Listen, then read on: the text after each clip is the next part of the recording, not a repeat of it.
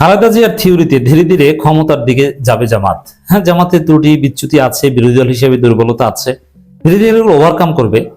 আমরা সমালোচনা করছি এবং অনেক বিষয় অতীতে সমালোচনা করে জামাতকে লাইনে আনা গেছে। আমরা জামাতকে যেভাবে দেখতে চেয়েছি, এর মানে জামাত সংস্কার, আমাদেরকে অনেকে সংস্কারপন্থী জামাত বলতো, ধীরে ধীরে তো জামাত সেই জায়গায় এসেছে যেটাকে জামাত 2.0 বলতাম।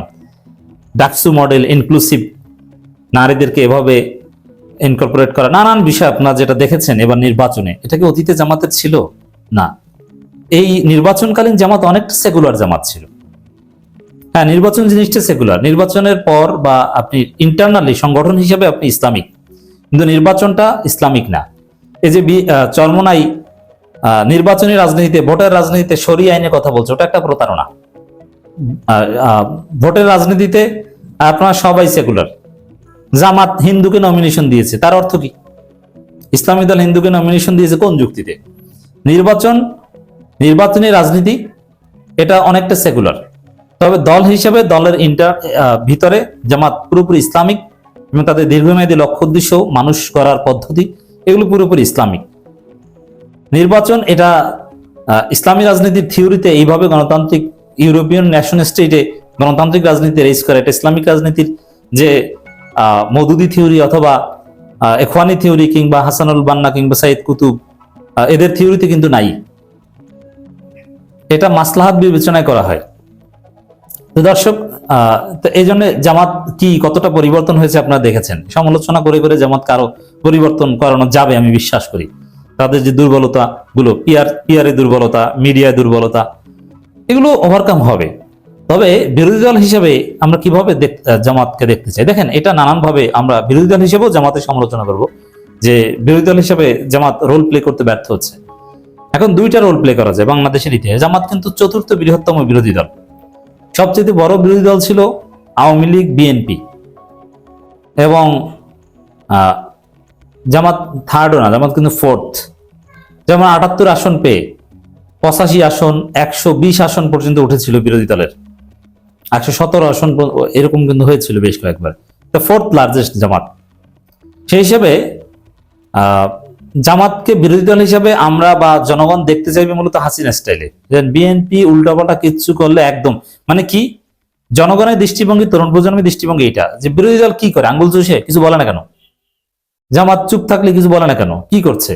না, এই জামাত দিয়ে হবে না, এটা এনসিপি কে করতে হবে। এটা কিন্তু অলরেডি আমরা বলা শুরু করেছি।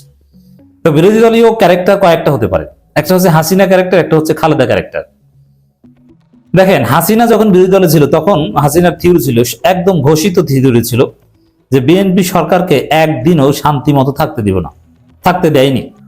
প্রত্যেকদিন কোনো না কোনো আকাম করতো, হরতাল অবরোধ দিয়ে দেশ একদম অচল করে দিয়েছিল।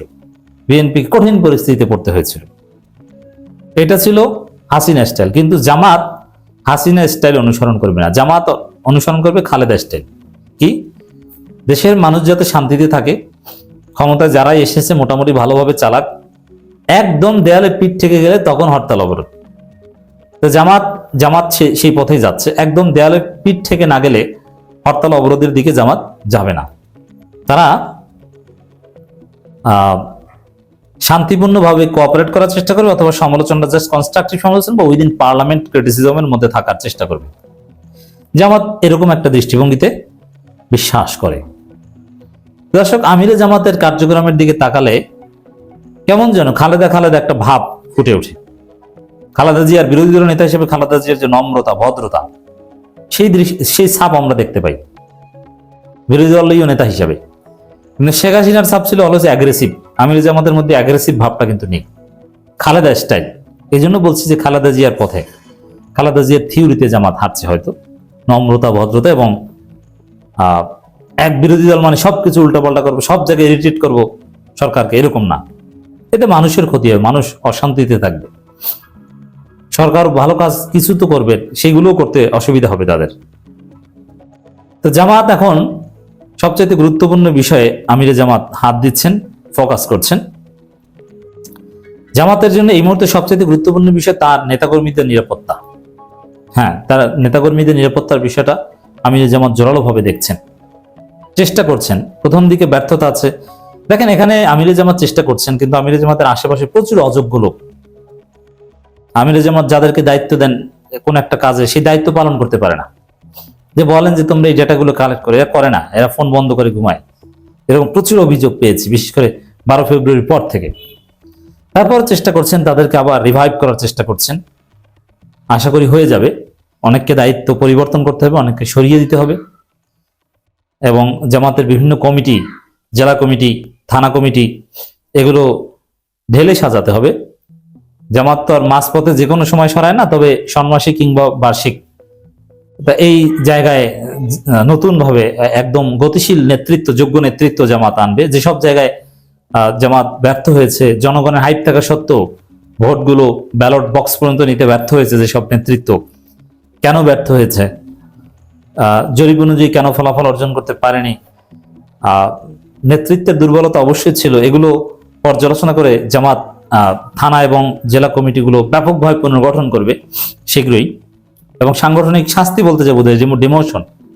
তোমাকে থানা আমির করা হয়েছে, ইউনিয়ন আমির করা হয়েছে, তুমি তো এখানে ভালো ফল দিতে পারোনি, যাও তুমি এখন জাস্ট সাধারণ রোকন হিসেবে থাকো।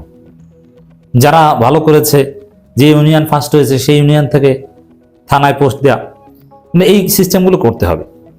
তো ওভারঅল সবচেয়ে গুরুত্বপূর্ণ যে বিষয় এখন, মানুষের অধিকারটা নিশ্চিত করা, তার নেতাকর্মীদের নিরাপত্তা নিশ্চিত করা, এই জায়গাটায় আমিরে জামাত হাত দিয়েছেন, ইজ ভেরি সিগনিফিক্যান্ট, ফোকাস করছেন। এবং অবশেষে ওই যে গণমাধ্যমের উপর যে বিএনপি সরকারের নব্য ফেসিস্ট হতে যাওয়া বিএনপি সরকারের যে হামলা, সাংবাদিকদের চাকরিচ্যুতির ঘটনা, এবং বাসস এমডির উপর মবের যে ঘটনা, বিএনপি সন্ত্রাসীদের চাঁদাবাজি তো করছে ওপেন। তো এই জায়গায় আমিরে জামাত মুখ খুলেছেন এবং অনেকটা আঙ্গুল বাঁকা করার মতো অবস্থা, জোরালো অবস্থান নিচ্ছেন। প্রথম দিকে সফট ছিলেন, এখন জোরালো অবস্থান নিচ্ছেন। গণমাধ্যমের উপর নির্লজ্জ হস্তক্ষেপ হচ্ছে, জামাত আমির এটা স্পষ্ট করেছেন যে গণমাধ্যমের উপর নির্লজ্জ হস্তক্ষেপ, এটা প্রধান বিরোধী দলীয় নেতা এই ভাষায় বলেছেন। অবশ্য জামাতের আমির আগে বলেছেন নাহিদ ইসলাম, এটা প্রথম সবার আগে কথা বলতে হবে জামাতকে, প্রধান বিরোধী দলীয় নেতাকে। ওইটা দেখে বরং নাহিদ ইসলামরা যদি জামাতের চাইতে ভাবে অ্যাডভান্স হয়, তাহলে তারা কিন্তু জামাতের চাইতে ধীরে ধীরে এগিয়ে যেতে পারে। এবং একটা জায়গায় এনসিপি এগিয়ে যেতে পারেও, যেন আওয়ামী লীগের ভোট এসিমিলেট করা, এই জায়গায় জামাত একদম ব্যর্থ। জামাত যেভাবে চিন্তা করেছিল যে আওয়ামী লীগের ভোট পাবো, সেটা পায়নি, কিন্তু বিএনপি সফল। আওয়ামী লীগের ভোট এসিমিলেট করতে দেখবেন যে জামাতের চাইতে এনসিপি ভালো করতে পারে, যদি জামাত টাইমলি খেলা খেলতে না পারে। তো দর্শক, এটা তো বলছেন। এবং আমিরে জামাত প্রথম রোজায় যে বক্তব্য দিয়েছেন ইফতারে, এবং এটাও একটু তুলনা করে দেখেন, প্রথম রমজানে এতিমদের সাথে ইফতার করা, এই খবরটা পড়লেই খালেদা জিয়ার চিত্র দৃশ্যপটে ভেসে ওঠে। খালেদা জিয়া এই কাজটা করতেন এতিম এবং আলেম ওলামাদের সাথে। তো ডাক্তার শফিকুর রহমান এতিমদের সাথে ইফতার করেছেন, এবং তার যে বক্তব্য প্রথম রোজায়, শুধুমাত্র দলীয় পরিচয়ের কারণে কেউ যেন জুলুমের শিকার না হয়, ডাক্তার শফিকুর রহমান এই কথা ক্লিয়ারলি বলেছেন। It's very significant. এর মানে জামাতের নেতাকর্মীদের, সমর্থকদের নিরাপত্তার বিষয়টা তিনি জোরালোভাবে দেখছেন।